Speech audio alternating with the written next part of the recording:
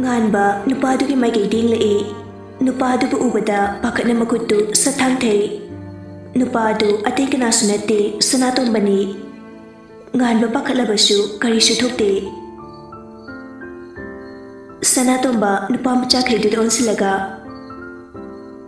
Noide kai suri. Uncle kaisu sukte. Hospital se siro. Biharni. Forever edudi noisu chalo. Sanatomba machada amuk sawning latuna. Yumda yam thunalo. Wahai si khararim laga chatki. Nupa khaydu sujatkri richa tapna. Nganba na. Yumda lagi noi college uro. Kahena di khanjin drama Thoudam asidi kaisu nate sidagi henba kaya matawduna lakrabani. Aduna thoina khanda mayum lomda oina halai mapana hairambagi matung inna. Bullet to kamlamnaga imungda prap changlai. Macha janglakpa ubada Sanatomba waga ngangdana machada phuba horai. Nganba karimata haide sumdring leptuna lay. Ligi chaisu aduna nganba bu phana phajana pui. Machindasu sauna soli. Nang disijakro. Karigino nangna asuk patrisibo. Nang bukpadagi ikro imungse. Pungoy loirabani. Nang dahalage. Asi haiduna machanupa san angawadu phuba lepte. Nupa sisu maring jen khakraba ayo haide mapana phuribadu. Tawjararoi lale haiba wahai amata haide. Ibem halsu makhol adu tabade chenturai. Moy babu karino toidibo. Ibem hal magi mapure babu khamdoi. Aduba Sanatomba sauna. Asuk patubo machasibu kaino. Migi machana mapa mamase kramna nuwaine thamni khali. Aduga igi chasina kaino. Ahal oireba namana pai khibu yolaga nangi kari kanabano. Thaiba nangi daure napana suksawi se. Kumo kari tumileino. Nganba thawasadana. Mama, migi makukta aina nomaina namluba. Ai ki isasidi pura gunda oledna. Mama, aina ubanate. Sanatomba sauna. Pumnamak nang ubanate. Singatani, natro. Nangi sakta duda mina katabayam hongning jalo. Sakta mungna injari tumbagi sakta palabanina. Jari, namalawi. Ay budget amata logde. Ibemal susawduna. Yari, mapai sakta sigi machani dana. Mama, ikartana nang so hinglaroi. Ibemal su sawring fighting. Sakta siga. Nang ni school dagi tantoiba mise kyamyame. Ay kuina nang se luni dong mandana nang takare ne. Nganba magi thokpa mamai leituna lei. Sanatomba matawdudi hena ikarduna phathaba ngamda machada muk phuba horai. Ibemhal machada phubadu yengba ngamda. Mai babu. Mama oibidu machagi matawdu yengba ngamdre. Mama oibi kanana machana mamang magtada tamthina phurabada khangduna leiba ngamgani.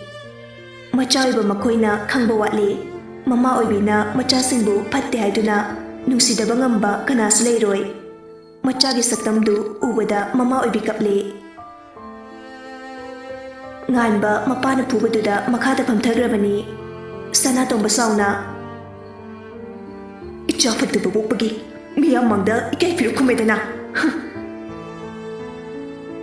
Sanatomba sauna thoki. Ibemhal machagi manakta phamlai. Thoiba. Khidui mama. Ibemhal machagi mamai paiduna mapi irachena. Nangbu gyan taro ne. Mama, ay gyan yam chintai ko. Nangbu karam ngangna sige. Mama, nangi khanbada kok singaure. Mama, ay school thengli chatlanu hairo. Ibemhal tapna machading lai. Machagi thawa sadaba matawduda karamna kamaina machabu warakani haiba khangdre. Asuk thina phubabu karishuna chundana mama oibidu gyan ga tajadre. Nganba amuk tapna. Mama, kapkano, ay kisidawi. Ibem halkaplaga machabu konsimbi. Nganbasu mama bu tapna konsimbi. Ngihaki matung tapna thadortuna. Mama, ay thingi, chalukige. Asi hayam laga chakki. Asomdana bembem amadi chanu Daniel hoy koitan hektana duna lay. Da Daniel, kentinda achapu charuse. Thoy betuminna bembem ding lai. Daniel na hoy yai. Chanu harauna momonokduna lao. Maridu kentin tamna lai. Bembem tapna huralaga thoy bedi yenglakpada thoy bani yenglakpaga mapachani. Bembem ikaina lukthaki. Thoy ba momonokduni yengi. Huran moine tauribadu Daniel di khangmanati. Magi chatpam thokpa adum chatli. Chanu nokmi Daniel di yengduna. Da Daniel, kay matin charke. Kungsi chari, nangdi. Iron bachari. Daniel du tumina mukchatli wangang di. Chanu su magi masuk yengda bahonari ngaida wangang ni kaurabani. Ani dusu asum ikai nargalaydi. Thoy betapna wahai. Noyani di kaidino. Bembem tapna khuraidigi. Thoy ba nokmi yengli. Daniel na waga amata nganglaktabaduda Chanu mapungning sawningbana lorbani. Masini pasi kidawri haibano. Waga amata ngangdi. Sono chubra kaino. Masidi ay nanahuna farni. Sum ikai layerdi kanaroy. Da Daniel kenjang charke.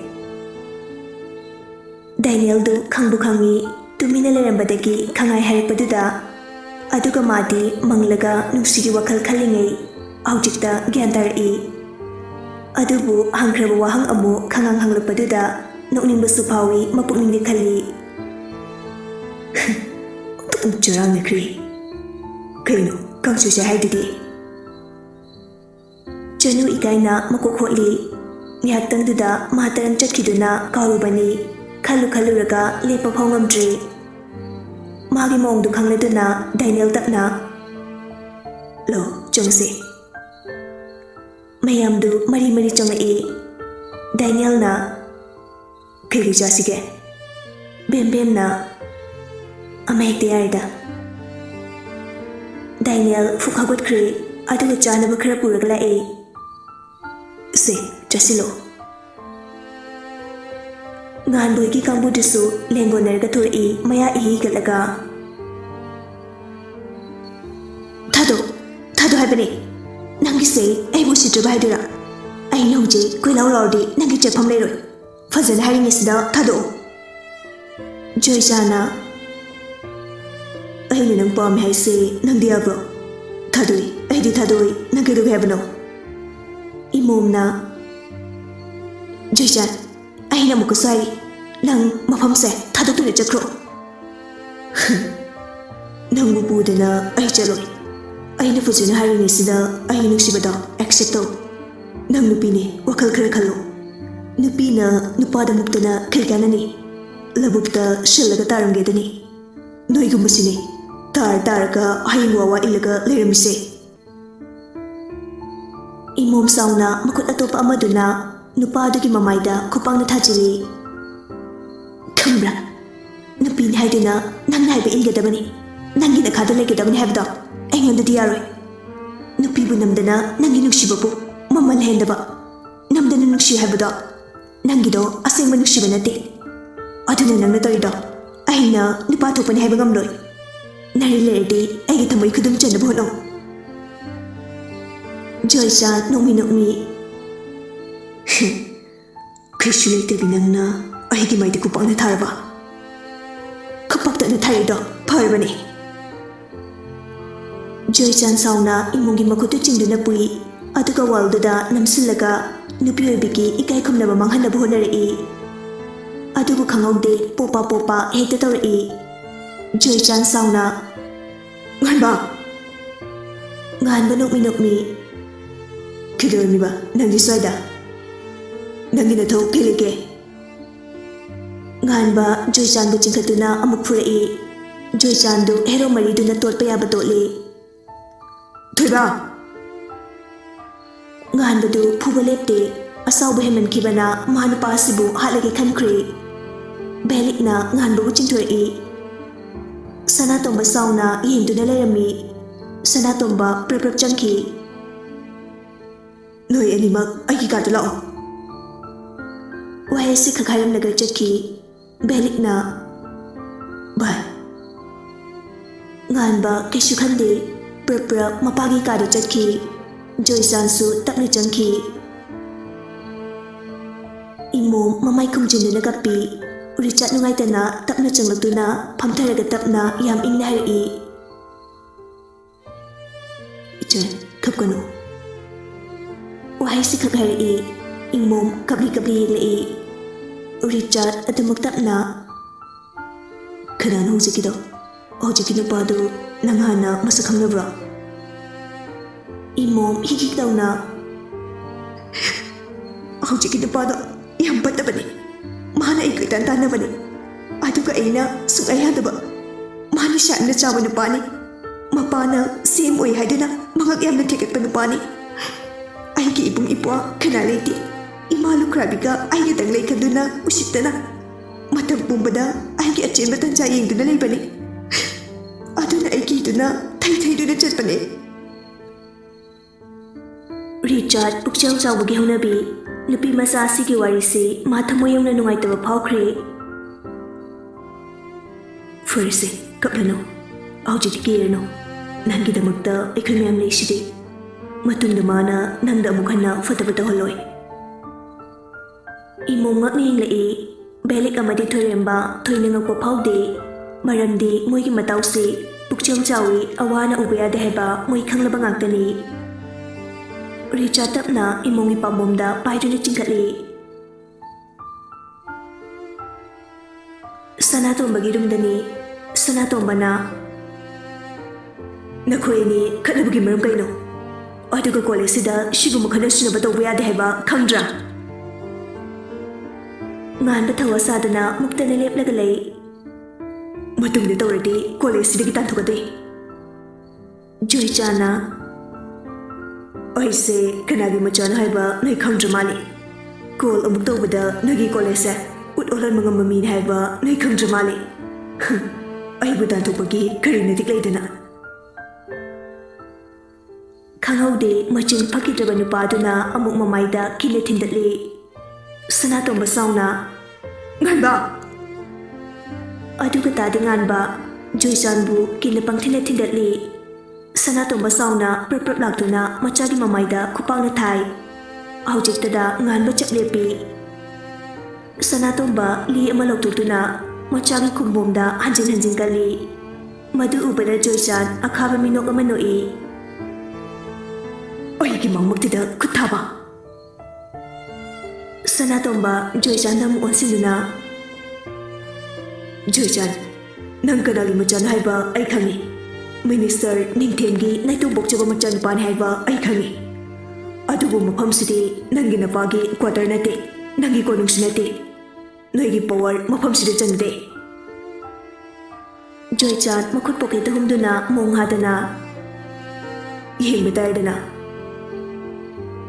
Magi matawduda nakanda lepliba nupasidi makut kutum tasinduna khangi.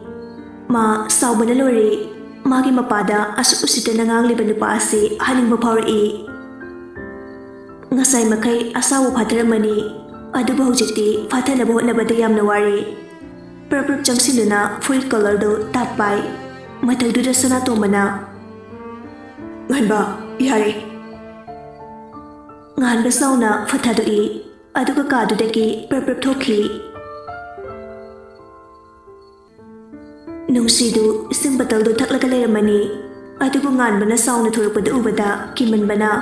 Isingdu yasinbagi mahuta mayadagi isingdu kamthurai. Sauna lakpa nupasigi furita kamjinkhri. Nganba sauna chaklepi. Maida kerosene hijimbo oina thokle. Kadagi sauna thorukpadu nupi mada tainarige matagum fathaba ngamda mangonda kini yenglibiduda yengduna sauna maya krak chituna shigeno nangise usitribadura nungsikina adumag yengli nganba sauna changsilatuna nupi magi mamay mayada muni yengduna nangumuna ingunda sumayna tawba yabra matabagda makut kudombida thinduna shigeno